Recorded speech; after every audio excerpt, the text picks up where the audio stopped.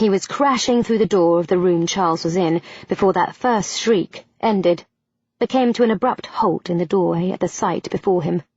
Charles was staked out and tied down to the bed, as if on the rack. His whole body stiff with terror, his head raised off the bed, his wig somewhat askew, his mouth wide open in a second shriek. That was only half of the picture, however.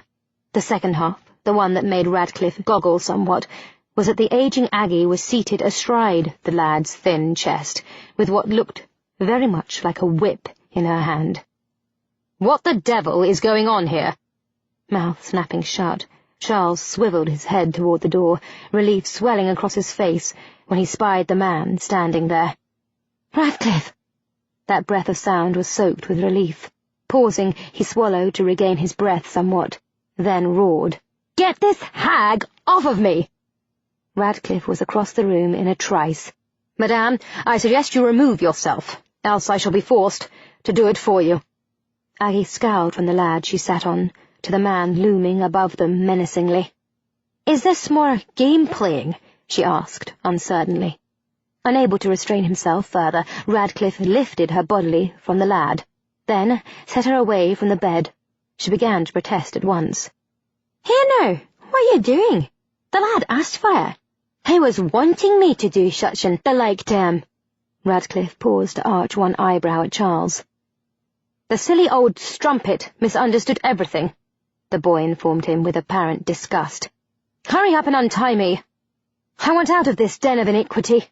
"Oh, no!" the old bawd fluttered behind Radcliffe helplessly. "Now, don't be untying him.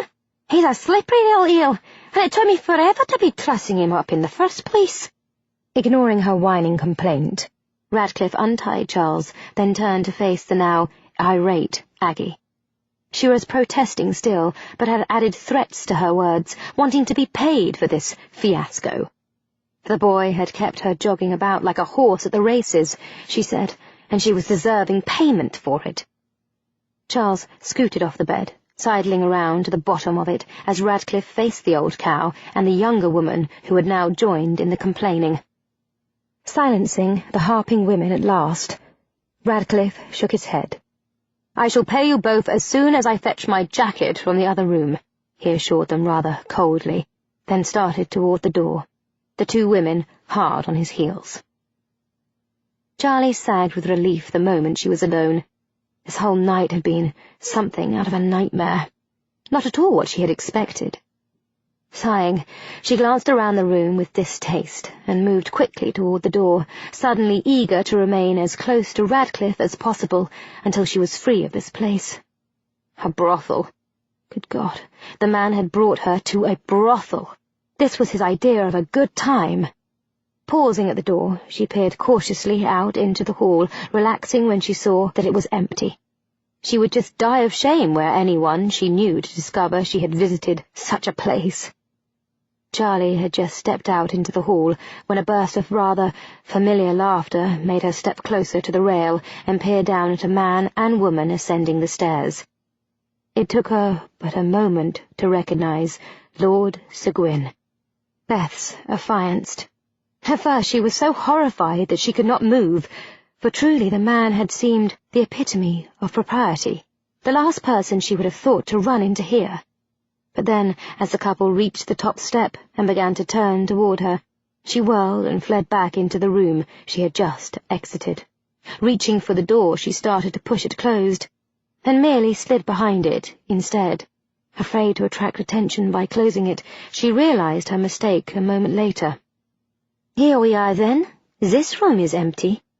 Charlie could feel the skin shrivel on her face, the blood rushing from it as the twosome entered. "Fine, fine," Lord Seguin thrummed cheerfully. Seeing his fingers come around the door as he grasped it to push it closed, Charlie covered her face with her hands in dismay and awaited discovery. Chapter 6. "What would ye be liking tonight, Gov?" Blinking, Charlie lowered her hands slightly until she could peek over her fingertips. It seemed that neither Seguin nor the voluptuous female with him had bothered to glance behind as he pushed the door closed. Neither of them had spotted her. Yet. Swallowing, she glanced frantically about. The door to the room was right beside her, but the handle was on the opposite side from her. That meant she would have to sidle several feet to the right, undetected. It seemed like miles just then, when Seguin or the prostitute might glance in her direction at any moment. On the other hand, she was standing directly in front of the wardrobe, leaning against its closed door, looking to the one Aggie had left open earlier when she had gone in search of the whip. It was merely a step for her to slide into the concealing wardrobe and tug the door closed. "I think I should like Indians tonight, Maisie." Charlie heard Seguin's response as she slid into the wardrobe, but hadn't a clue what it meant. A glance toward the couple as she tugged the door closed showed the rotund little man smiling with an odd sort of excitement as Maisie opened the chest at the foot of the bed and began to rifle through it. Once she had pulled the wardrobe door closed, Charlie noticed that there was a sliver of space between the two connecting doors, enough to give her a slightly limited view of the room beyond. At an exclamation from Maisie, Charlie put her eye to the gap and peered out. The woman was straightening up, some sort of large feather in one hand and a strip of cloth in the other. These she gave to Lord Seguin, then returned to rifling through the chest. Charlie glanced towards Seguin, but when he began to remove his knee breeches, she turned her attention quickly back to Maisie. The woman had fetched a second feather from the chest. Setting it aside, the woman promptly removed all of her clothes except for a chemise, then placed the feather in her hair, added a couple of bracelets to her arms, and turned to present herself to Lord Seguin. Glancing back to the man, Charlie nearly gasped aloud. He had removed every stitch of clothing he had entered in, and now stood wearing the strip of material as a loincloth. The feather perched rather precariously in his wig was the only other thing he was wearing at the moment, she saw, her gaze moving with dismay over his blotchy, bulgy little body. The man was no taller than Charlie herself, but must have weighed at least twice as much, and every pound of that weight seemed to have been deposited in the belly, which hung ponderously over the makeshift loincloth. Everywhere else the man seemed a scarecrow. His legs were as spindly as a crane's, his arms not much better. He looked quite ridiculous. "Lovely," he pronounced, with a decidedly lascivious gleam in his eyes as he surveyed Maisie. "Come here, my little Indian princess." A wicked smile coming to her lips, Maisie shook her head and took a step away. Seguin, rather than appearing distressed at her refusal to obey him, grinned back just as wickedly, then set out after her. What followed was the most absurd game of catch to which Charlie had ever been made witness. Maisie was giggling and rushing about. Lord Seguin, that icon of dignity and diplomacy, was slapping his fingers to his mouth and whooping in what she presumed was supposed to be the Indian fashion, as he chased after her. He could have easily caught her had he wished. Charlie was sure, for truly Maisie was giggling too hard to be able to move very quickly. But that did not appear to be the object of the game. It seemed the chase was the fun. Charlie was seeing Seguin in an entirely new light, and one she could have done quite well without ever having known about. All she could think was that it was a good thing Beth had decided to flee with her rather than marry the man. She simply could not see her sister being willing to indulge in such foolishness. The game finally came to an end with the Indian princess pausing beside the bed and turning to face her pursuer with arms outstretched as if to hold him off. "Oh, mighty Indian warrior, mercy!" she cried dramatically. Seguin staggered to a halt and took a moment to catch his breath before gathering the girl's slender form into his arms. "Now you will be mine," he panted, pushing her back onto the bed. Charlie could not help but notice that the woman landed with legs splayed, her chemise sliding up to her hips, as if this scene had been played repeatedly, and she knew what to expect. She caught a glimpse of Seguin tugging his loincloth upward, then drew her eye quickly away from the opening as he stepped between the woman's legs. Deciding that now would be a most propitious time to leave, Charlie slid out of the wardrobe and slunk to the door. The couple on the bed were far too busy to notice when she backed out of the room and eased the door closed. Turning, Charlie heaved a sigh as she saw that the hallway was empty, as it had been before the arrival of Sir Gwyn and Maisie. Radcliffe was nowhere in sight. She had not really noticed which direction he had taken when he and the women had left the room. Now she wished she had. Shrugging inwardly, Charlie started down the hallway to the left, sure she would run into him soon enough. That, or he would find her, she was sure. The first door she passed was closed. Soft moans and giggles came from inside. Charlie listened until a man spoke. Once assured it was not Radcliffe, she moved on. The next door was closed too, and there was a key in the lock, but no sounds reached her through the door. She was about to continue on, when the sound of a door opening made her glance anxiously back. Maisie, now wearing a nearly see-through blue robe, appeared in the door and glanced back into the room. For a moment, Charlie was too stunned by the speed of her appearance to do anything. Goodness, it had only been a moment ago that Sir Gwyn had been commence with the woman. Surely it would not be over so quickly, she thought with dismay, then stiffened as Sir Gwyn's voice drifted down the hallway toward her.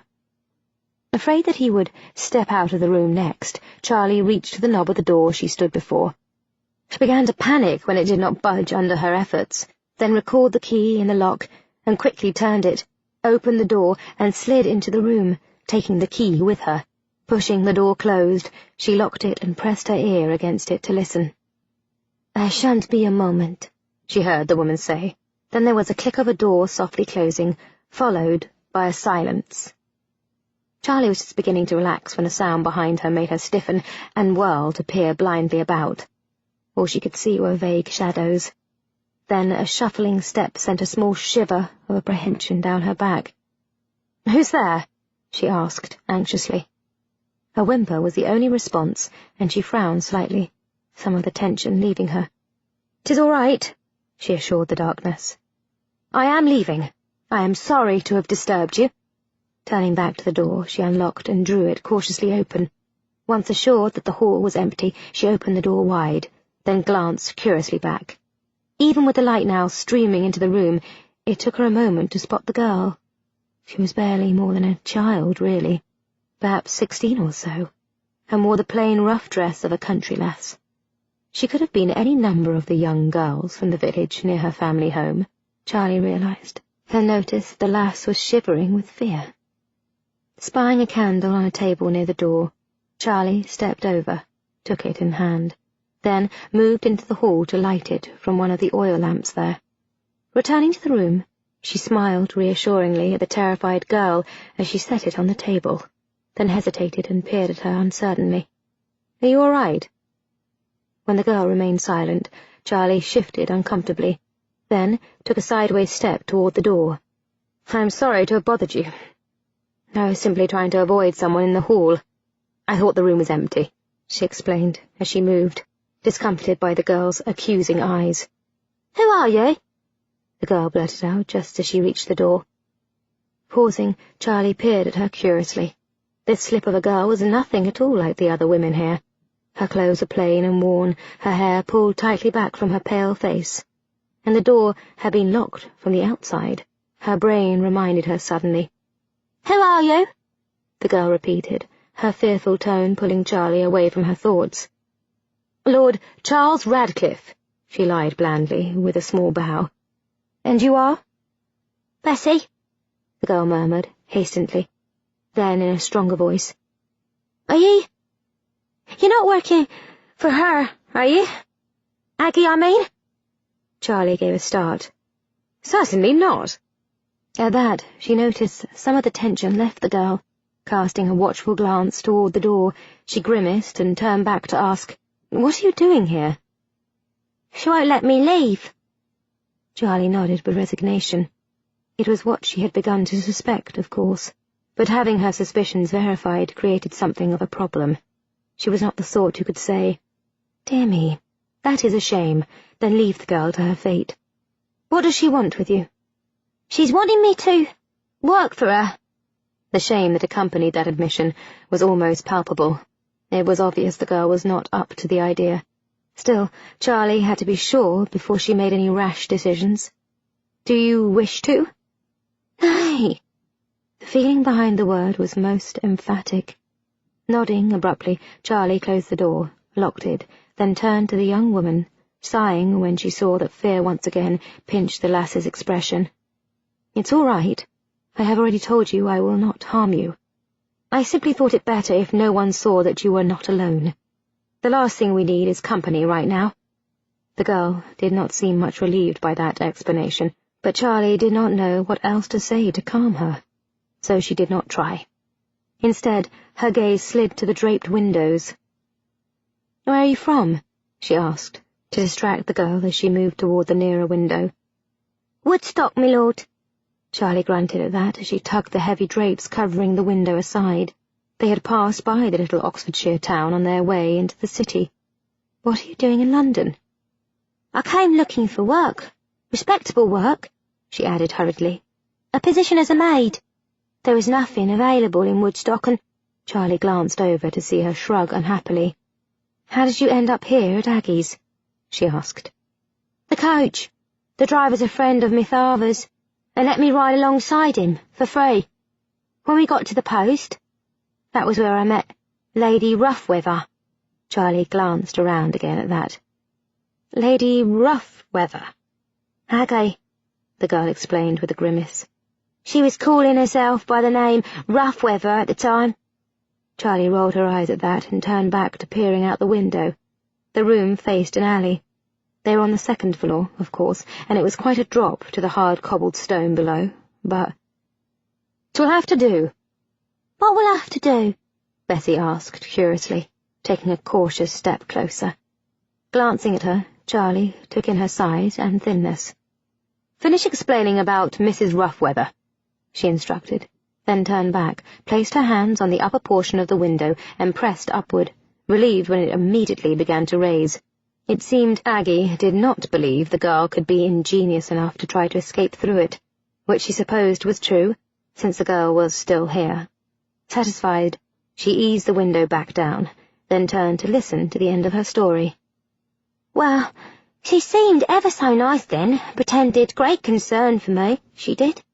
Said it wasn't safe for a pretty young girl like me to be walking the streets alone." She blushed as she admitted that, then frowned as she added, "She said she ran a home for runaway girls and asked if I had a place to stay, and if I wasn't hungry. When I said no, I hadn't a place to stay, and that I was ever so hungry, she suggested I come back to her home and eat a meal. Then she would see if she could not find me some place to stay until I found a position. I came back here with her, but we came in the back door, through the kitchens. It was there she fed me. Afterward I was ever so tired, and she suggested I rest and lead me up here, to this room." "Did you not wonder what sort of place this was when you saw the other women here?" Charlie asked, with exasperation. "I saw no girls. It was early morning when I arrived, and as silent as a tomb in here. I imagine they were all still abed." She made a face. "I know I was tired. By the time I finished the porridge she gave me, I was so tired I didn't think I would even make it up the stairs. I don't recall entering the room and getting myself to bed." "She most likely drugged you," Charlie decided with disgust, then managed a reassuring smile when she saw the dismay on the girl's face. "What happened when you awoke?" Turning back to the window, she opened it. This time she slid it all the way up and held it there, so that she could lean out and get a better look at the wall itself to see if it might offer any purchase, or if there was another window beneath them they need worry about passing. There was a window, but its drapes were closed. The wall offered no purchase. "That was just a little while ago," Bessie murmured in response to her question. "The door was locked when I tried to leave. I began to knock and yell. Mrs. Roughweather came. She was still being nice at first. Said as how I should call her Aggie, not Mrs. Roughweather, and asking me how I was feeling. But I was onto the fact that something was wrong. I was by the door when she opened it, and there was a couple going past. The woman was dressed rather scantily-like, and laughing, vulgar-like, and the man, why, He had his hand so far down her top he was like to find her." She paused and blushed slightly, then shrugged. The sounds coming from the next room told me this was no house for runaways. I thanked Mrs. Aggie, but told her as how I was wanting to leave now. She said that was fine, so long as I paid her the coins I was owing her." "What coins?" "That's exactly what I said." Bessie nodded firmly, her mouth twisting with displeasure. "She says the coins for me meal and sleeping in this fine room. Said this ain't no house of charity, and either I'd be paying her the money or I'd be working it off. I don't have no money," she ended forlornly. "She expects you to become a prostitute in exchange for a bit of food and a bed for a night." When Bessie nodded solemnly, Charlie shook her head with disgust. "Criminal," she muttered, glancing about for something to hold the window open with. "Fetch me that candle over there." Bessie hesitated, then seemed to decide to trust this would-be knight-errant, and glanced about. Spotting the object in question, she hurried over to tug it out of its holder. "No, the holder too!" Charlie exclaimed, and Bessie gave up trying to separate the two objects and brought both over. Holding the window up with one hand, Charlie took the candle in her other, set it on the sill as close to the wall as possible, then gently lowered the window until it was jammed in place. There, that should do. Turning back to the room, she glanced about. "Do you have any belongings you wish to take with you?" Bessie hurried over to the bed, knelt, and dragged a small battered travelling bag out from beneath it. Straightening, she saw the way Charlie was holding a hand out to take it, and briefly clutched it to her chest, as if all the wealth in the world were in it, which was probably true, at least to the girl. The small satchel probably held everything the chit owned. Come, we haven't all night." Sighing, Bessie reluctantly gave up the bag, then gasped in horror when, after shaking it to be sure there was nothing breakable in it, Charlie dropped it out the window. "What are you doing?" The girl rushed forward, nearly knocking Charlie out the window as she tried to spot her bag below. "We are leaving," Charlie explained simply, turning sideways to the window and lifting one leg over the sill. "Through the window?" Her dismay was more than obvious. Straddling the ledge, Charlie faced her calmly. "Well, I would pay Aggie for your stay here, but I haven't a pence on me just now. I shall have some tomorrow. Shall I leave you here and return for you when I have the proper funds?" The girl's expression was answer enough. "Right, then the window it is. I shall go first. Once I am below, sit on the ledge here as I am doing. Then lower yourself until you hang by your hands as far as you can and let go. I shall endeavour to assist you from below. Understand?" But—" She glanced down at her gown, and Charlie could almost read her thoughts. She wasn't happy with the idea of a man looking up her skirts, no matter the purpose.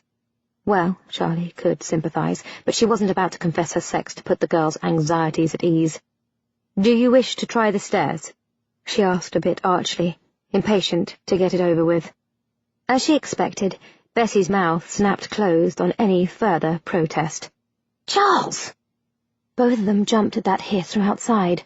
Charlie peered down at the alley below, aware of the sudden stiff girl leaning forward to peer past her. It was Radcliffe, of course. What the devil he was doing in the alley was a question she did not have the answer for. That he was furious was obvious, however, and she sighed with resignation. Charlie had rather been hoping to keep this little episode to herself. Rescue the lass, send her on her way, and go wait in the carriage for his return.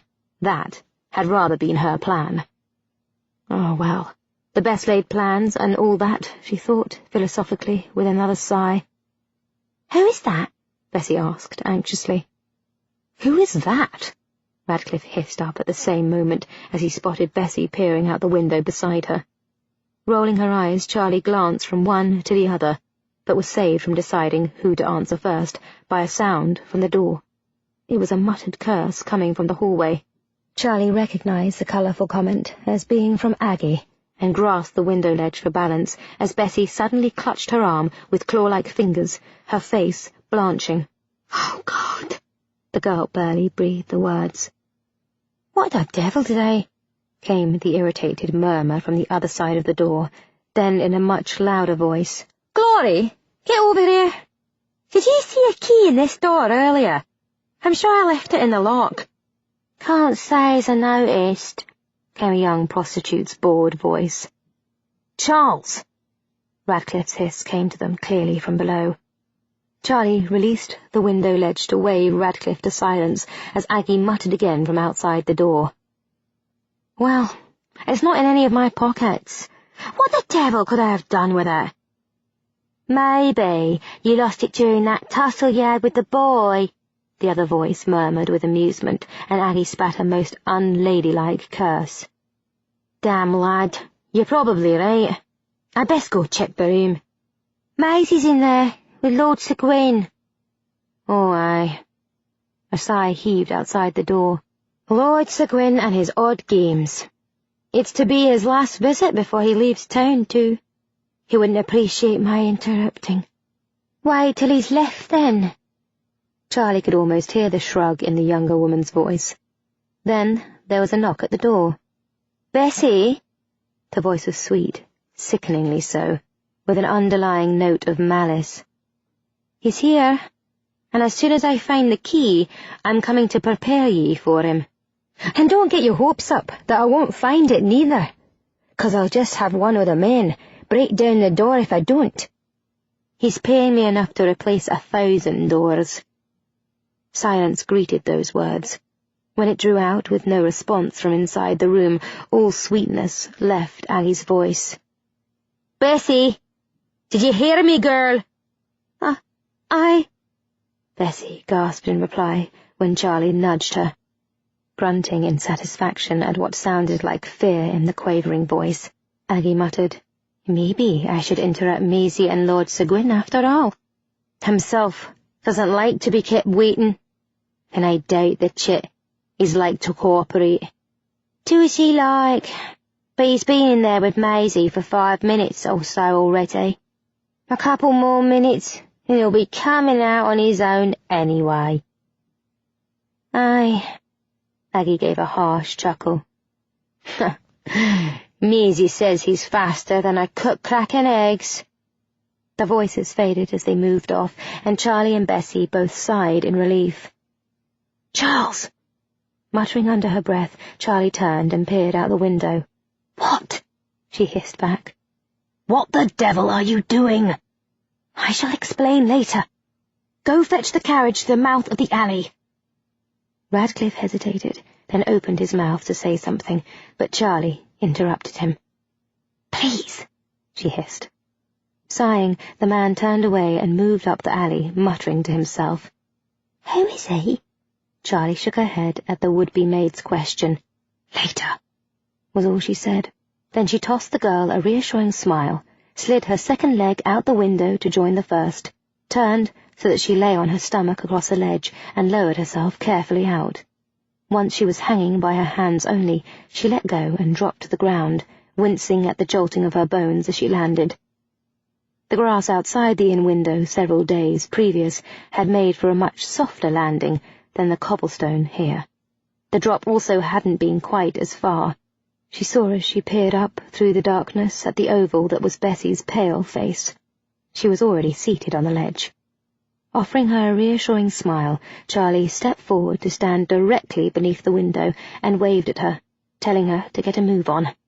However, the girl either forgot the instructions or misunderstood the wave, for rather than turn and rest on her tummy to lower herself carefully out, she suddenly plunged off the ledge, plummeting straight at the horrified Charlie. Before she could get out of the way or even move, the full impact of the girl's body was clobbering her over the head and tumbling them both to the ground. Chapter 7. Oh, Lord!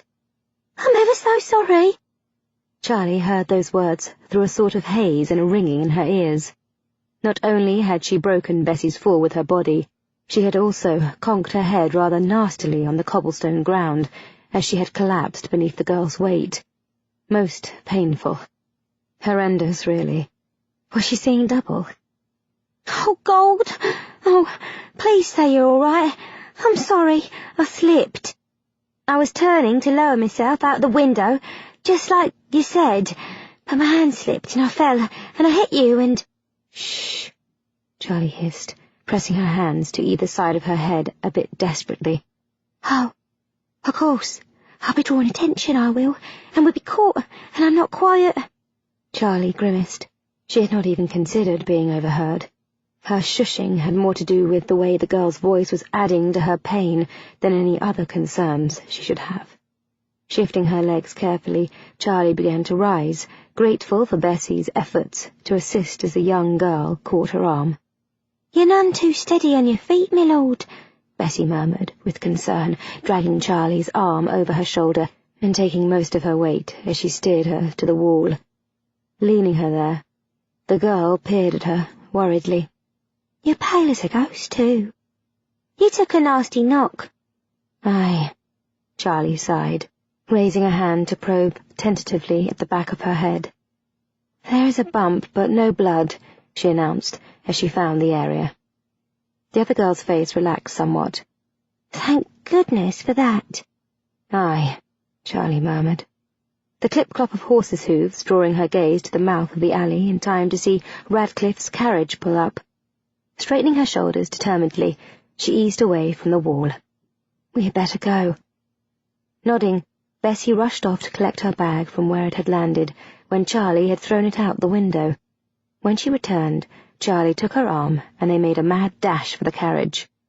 Radcliffe threw the door open as they reached it, and Charlie nearly stuffed the poor girl inside. Clambering in behind her, she tugged the door closed with a snap and collapsed onto the bench seat beside Bessie with a relieved sigh. When several moments passed in silence without the carriage moving, she opened one eye to peer at Radcliffe.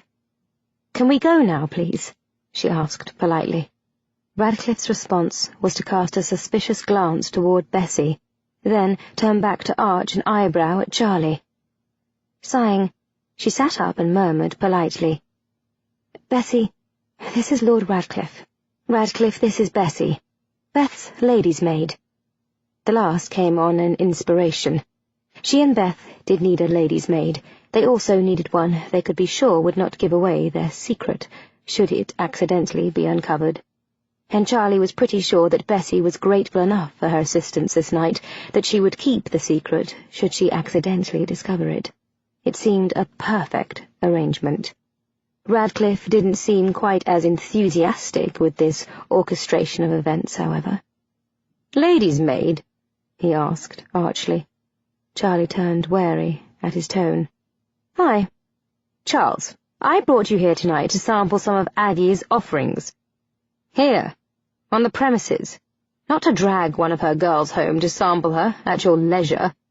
"It is nothing like that," Charlie snapped, aware of the way Bessie had stiffened beside her in suspicion.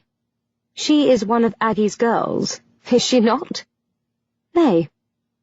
"Charles," he growled in a warning tone, and Charlie shifted impatiently. "Does she look like a prostitute to you?" Radcliffe glanced reluctantly at the girl, taking in her plain dress, fresh face, and long, undressed hair. "She is a country girl," Charlie said, when he remained silent. "She is from Oxfordshire. She came to London to find a job as a lady's maid." "How did she end up at Aggie's, then?" "Because your dear friend Aggie lured her back to that brothel of hers under the pretext that it was a home for runaways. She fed her, offered her a bed for the night, then locked her up in a room to force her to work for her." Radcliffe frowned at that, but had the good grace not to claim that Aggie would not do such a thing. Instead, he rapped on the roof of the carriage, signalling the driver that he was ready to leave. Charlie and Bessie both relaxed somewhat as the carriage started to move, taking them away from the possibility of the carriage door suddenly opening to reveal a furious Aggie, eager to snatch back her victim. Charlie cast one last reassuring smile at the girl, then leaned her head back on the carriage seat and turned her face to the window to peer out at the passing night. They had ridden in silence for some time when Radcliffe finally shifted and muttered, "She is not my friend." Charlie sniffed at that. "You could have fooled me." "She's not. I have never even been in that establishment before," he said irritably, "though I don't know why I'm bothering to say so." She glared at him. "Well, then why the devil would you go there tonight? And why drag me along with you?" "I thought you would enjoy it," he snapped. Charlie snorted. "Oh, I have always fancied the idea of being tied to a bed and whipped." When Bessie gasped, her eyes going round, Charlie managed a stiff smile and reassured her quickly. "It did not go so far. She tied me to the bed, but Radcliffe came she used her whip." "Oh, blessed saint! She is a wicked woman." "She is a spongy, swag-bellied bawd," Charlie replied with disgust, then bent a glare on Radcliffe. "I noticed that while you stuck me with her, you managed to lance yourself a lovely little bit of fluff. I suppose that glory person was just your way of passing the time, while I enjoyed myself." Before he could deny it, she went on. "Next time you wish to take me somewhere I might enjoy myself, my lord, might I suggest you try one of the clubs or coffee-houses? I only tell you this so that I do not find myself somewhere equally enjoyable next time, like, no, I do not know, say a castle dungeon or bedlam." "I take your point," Radcliffe growled. Grunting in response, Charlie turned to peer out the window again, determined not to say another word to the man tonight. A brothel, for God's sake! Wait until Beth heard about this. Her eyes were slipping closed, her mind beginning to drift as she heard Radcliffe ask Bessie where she came from. Already knowing the answer, Charlie allowed their voices to combine with the gentle jostling of the carriage to lull her to sleep. "Wake up, Charles. We are here." Opening her eyes, Charlie peered dully at Radcliffe. Her brain was throbbing painfully, and it took her a moment to recall even who Charles was. Sighing wearily, as recollection returned, she waited as Radcliffe disembarked, then helped Bessie out of the carriage, before stumbling after them and up the path to the front door, which was even now opening to reveal Radcliffe's butler. "Good evening, my lords. You had a good night, I hope?" "Barrels of fun, Stokes. Just barrels," Charlie commented dryly when Radcliffe merely grunted at the question. Ignoring the man's obvious curiosity, she gestured toward the young maid, preparing to explain her presence, but Radcliffe beat her to it. "This is Bessie, Stokes. She is—" He hesitated, a frown tugging at his lips, as he debated what to say, then finished simply with, "Lady Elizabeth's maid." When the old man raised one questioning eyebrow at the girl's sudden and late arrival, Radcliffe added, "She came in by carriage today, and had some difficulty on the journey. No doubt she is hungry and tired. See that she has a nice meal, and give her a comfortable room." Nodding, the old servant turned away, leading Bessie down the hall as the door to the library opened and Beth stepped out. "I thought you would be asleep by now," Charlie murmured with surprise. "I was asleep," Beth admitted wryly, then held up a book. "I fell asleep reading." Lowering the book, she glanced curiously about the hall.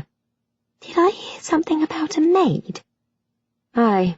Charlie glanced at Radcliffe, then whispered, "I shall explain as I walk you to your room."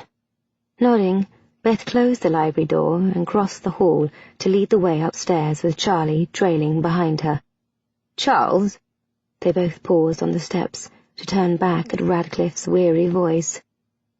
"I apologize for giving you grief over Bessie. You showed great compassion in involving yourself in her travels. Your father would be proud of you, I am sure." On that note, he turned and strode into the library, closing the door quietly behind him. Beth managed to contain her curiosity all the way up the stairs and along the hall to Charles's room. Once in the bedchamber, however, she turned on her questioningly. Charlie dropped onto the bed and told her everything. The tale sounded somehow more amusing and less frightful as she told it, so much so that they were both rolling on the bed with laughter as she regaled her with her tussle with the whip-wielding Aggie. Beth showed some dismay over Lord Seguin's behaviour, however, then anger at Aggie's attempt to force Bessie into such a dishonourable business. Once Charlie fell silent, Beth sighed and rolled onto her stomach upon the bed to prop her chin in her hands. You always seem to be the one to have the adventures. You could have gone, Charlie reminded her unsympathetically, relaxing upon her back, her hands beneath her head. I did make the offer. Aye. Well, in truth, I am glad it was you. I should have been terrified in your position.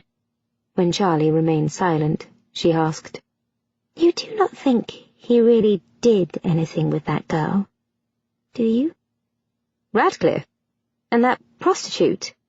Charlie frowned at the thought, finding the very idea troublesome. Nay, she said at last. He would not have had the chance. Beth began to pluck at the coverlet of the bed. Do you think he was telling the truth when he claimed never to have been there before? Charlie shifted irritably and sat up. This was an uncomfortable subject. I do not know. Are you going to be Charles tomorrow, or am I?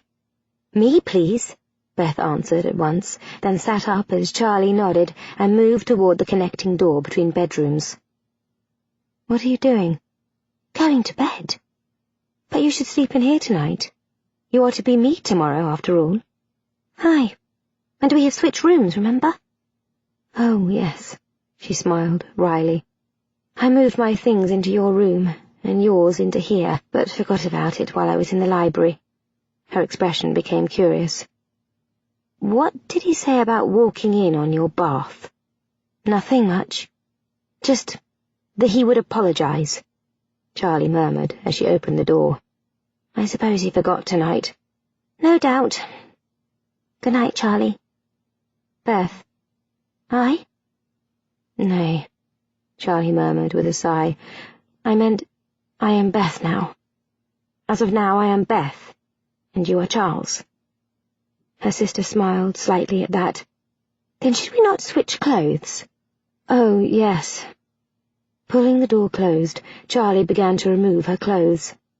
When she got to the brace, she suddenly suggested, You had best roll up one of your stockings and tuck it in your brace on the morrow, just so the tailor does not notice anything amiss. Beth sighed as she removed her gown. It will be nice when we have more than one set of clothes each. Tomorrow should take care of that, Charlie agreed dryly. There was nothing more annoying in this life than a fitting. Prior to now, she had always managed to avoid those boring hours of being poked and jabbed at with pins. Usually, she would show up late, then claim that since she and Beth were the same size and Beth was already being measured for it, there was no sense in wasting time measuring her as well. Beth could see them both fitted out. That argument had worked wonderfully for years now. In this case, it would not. If she was to be Elizabeth on the morrow, she alone would have to suffer the dressmaker's attention. Perhaps she would get lucky, and it would go quickly. Charlie should have realized by now that Lady Luck was not exactly feeling generous towards her. After all, had she not found herself engaged to a murderous brute, at the mercy of a whip-wielding Harrington, and clobbered over the head by a falling lady's maid all within the last week? She supposed she should not be surprised, then, that the seamstress kept her all the day through, tucking, measuring, pinning, and prodding. By the time the woman announced her chore, finished and gathered her clothes, and workers together to depart, Charlie was nearly ready to break down in tears of relief. She considered lying down for a nap, for as boring as her day had been, she could not help but be wearied by it, but decided to relax in the library with a book and a cup of tea. After asking Bessie to fetch her some of the soothing liquid, she retired to the library and walked idly along the rows of books, pulling one from the shelves, leafing through it in a desultory fashion, then slipping it back and moving to find another. Charlie was not big on reading. She was more a doer than a reader of others' doings. In the end, nothing really tickled her fancy, and she was relieved when Bessie arrived with the tea to distract her. Moving to sit in the chair by the fire, she watched Bessie pour her a cup from the service she had brought. The girl was wearing a plain grey gown that had seen better days, but was clean and serviceable. She was also looking far more cheerful today, and less as if the world could be coming to an end at any moment. When the maid straightened and offered her a warm smile before heading for the door, Charlie forestalled her leaving with a quick question. "Have you settled in nicely?" Bessie paused and turned back, smiling widely. "Oh, aye. Thank ye, miss. Mr. Stokes is most kind, as is the rest of the staff. Well, except for the cook. But Joan, the housekeeper, she told me he is the, temporarital. No, that's not it." Pausing, her brow puckered slightly, and she hesitated, then tried again.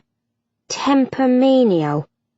"Temperamental," Charlie suggested, and the girl's face brightened at once. "Hi, that's it. He's a temperamental sort," she said. "Though I think he's just mean. Everyone seems scared stiff of him. Even Stokes steps lightly around him, if you know what I mean." She tilted her head to the side thoughtfully and murmured, "He's like Lord Kentley's valet, where me mum works at Woodstock. He's a nasty old sot, 'cause he knows he can be. No one would dare dress him down for it, except perhaps Lord Kentley himself. But then the valet would never be, tempermenial with him." Charlie frowned slightly at that news. She had heard quite a bit of banging and shouting coming from the kitchens earlier, mere moments after Beth and Radcliffe had left, in fact, and had wondered what was about. The answer seemed to be that the cook had been having some sort of outburst. She wondered if Radcliffe realized that his cook behaved so when he was not about. The man's meals were passable at best. He was hardly in a position to make harassing the staff acceptable behavior. She would have said as much to Bessie, but just then they both heard the front door open. Turning, the maid moved to open the library door, allowing Beth's excited voice to float in to Charlie moments before her flurried footsteps echoed up the stairs. Bessie closed the door, then turned back to beam at her. "Lord Charles is home." Eyebrows rising slightly, Charlie nodded. "So he is." "He is such a nice man and ever so handsome," Bessie went on, adoration obvious in her eyes. "I'll be forever grateful for his saving me from Aggies. I don't know what I would have done had he not." "Aye, well," Charlie began uncomfortably, but paused when Radcliffe entered the room. "Oh," he halted in the doorway upon spotting them. "I am sorry, I did not realize anyone was in here." Relief adding warmth to her smile, Charlie beamed at him. "'Tis all right. I was just about to have a cup of tea. Would you care for some?" Radcliffe hesitated, then nodded. "I shall fetch another cup," Bessie murmured, hurrying from the room. Radcliffe watched her go, then moved to join Charlie. "She seems a nice enough lass. How is she working out?" "Very well. She is quite competent as a lady's maid." "Good," he murmured, settling into the seat across from her before actually looking at her. When he did, his gaze seemed suddenly arrested. Charlie shifted uncomfortably under his sudden, intense stare. "Is something wrong?" "Wrong?" he murmured faintly, then seemed to snap out of his almost dazed state and smiled brilliantly. "Nay, nothing is wrong. You look quite lovely today." "Thank you, my lord," she murmured self-consciously. "There is something different about you somehow." Charlie stilled in surprise at that comment. Could he tell the difference between her and Beth? She wondered, a bit frantically. Nay, he could not. Only their mother and father had ever been able to tell them apart. To everyone else they were identical. Her gaze dropped to her lap under his continued stare, and she blinked at the lavender material, understanding making her relax. "It is simply the new gown. I have worn the same one for days now." "The gown," he murmured, his gaze dropping to it now. The gown she wore was a plain lavender frock with white piping. It was simple, but clean and fresh, and a nice change from the yellow muslin she had been forced to wear for the last few days. It is a lovely gown. But—" he was silent for a moment as his eyes slid back to her face, taking in her features, aware of the small changes taking place within his body. He had waited for days for just these blessed reactions to overtake him, terrified each time these tingles had attacked him while with the brother. despairing when he had felt nothing but lukewarm admiration when with his sister. Now, today, everything had switched. He had just spent hours with Charles, silently marvelling at the easy amusement and even almost affection that were all he had felt toward the lad that day. And now, alone with the sister, he felt the tingles of awareness, the slight increase of his heart rate, and the shallow breathing that he had heretofore experienced only around the brother. And upon espying the girl leaving her bath, this seemed to prove his earlier theory true. He was really attracted to the girl. Thank God, he thought, grinning suddenly as he peered at her in the new gown, his mind casting back to the night before when he had barged into Charles's room only to find Beth standing naked in a tub of water. He was having much the same reaction to her now as he had had then. Madame de Cowle sent back to her shop for it when she realized that I had only the one gown, she blurted out, as his eyes roved slowly over every detail of her figure in the gown. She was making it for a duchess, someone or other, who was of a size with me. Catching the confusion and discomfort on the girl's face now, he managed to dim his smile slightly as the memory of the bathing vision prompted him to murmur, "I must The opening of the door as Bessie returned made him halt, and he waited patiently, smiling at the maid as she set another cup on the tray and poured tea into it. She then smiled at them both and slipped quietly from the room. Charlie took a sip of tea, then asked, "Did you and my brother accomplish all you wished today?" Nodding, he picked up his cup. "We visited the jeweller's to transfer some of the jewels into cash, stopped in at the tailor's for a quick fitting, then dropped in at the club." He raised an eyebrow at her. "Did your fittings go well?" Charlie's mouth twisted wryly. "Not as well as my brother's, I can see. Lady de Cowle arrived directly after you left, and was not finished with me until just moments ere you returned. I spent the entire day being poked and prodded by the woman." "Oh dear. It sounds trying." She appeared somewhat irritated when he sounded more amused than sympathetic. Charles's sister smiled sweetly, then tilted her head to the side, asking innocently, "Did you not start to say something about having to apologize?" His amusement faded at once. "Ah, yes," he sighed. "I did. Yesterday, when I burst into the room while you were—" She arched one eyebrow at his hesitation, but could not help a slow blush that crept up her neck as she recalled her nudity when he had burst in on her bath. "Well, I fear I was rude in not knocking. I had not realized that you and Charles had switched rooms, and it was most rude of me to barge right in like that. I am terribly sorry for catching you in such a state." "Aye, well," she interrupted him at last and set her cup on the table. She was as embarrassed as he by this apology, and the memory of his seeing her so. Standing, she made to skirt the table between them, suddenly almost eager to slip from the room. Gentleman that he was, Radcliffe stood at once, and when she caught the toe of her slipper on the base of a table leg in her rush and stumbled, he stepped quickly forward to catch her against his chest. Flushing even darker and feeling rather foolish, Charlie straightened away from his chest. She peered up at him, her breath catching briefly as she took in the expression on his face and the naked hunger in his eyes as they dipped over the mounds of her breasts, where the corset she wore and the cut on the gown pushed them together and up like a pair of ripe melons about to tumble from a basket. Aware of little prickles of awareness tingling along the back of her neck and across the bare flesh of her chest, Charlie swallowed and started to take a step backward, only to bump up against the side of the chair she had just left and nearly fell once again. Radcliffe grabbed for her arm once more to steady her, then, quite without conscious intent, found himself tugging her gently forward, his lips dropping to cover hers. Chapter 8. Charlie went still as Radcliffe covered her mouth with his. At first her stillness was due to surprise, but she remained that way out of curiosity. She had spent her whole life in the country, with Beth as her only playmate and friend. In truth, other than her father and her uncle, Radcliffe was the first man she and Beth had spent any time around. He seemed a decent enough fellow, staid, masterly, trustworthy, and she had always wondered about kissing a man. Who safer, then, to do a little experimenting with than Radcliffe? She was just getting the hang of this business of kissing, she thought, when Radcliffe suddenly changed the rules on her. One moment their lips were swimming across each other's, the next she felt his tongue licking at her lips like a cat at his paw. When she opened her mouth in protest, the kiss changed tune entirely.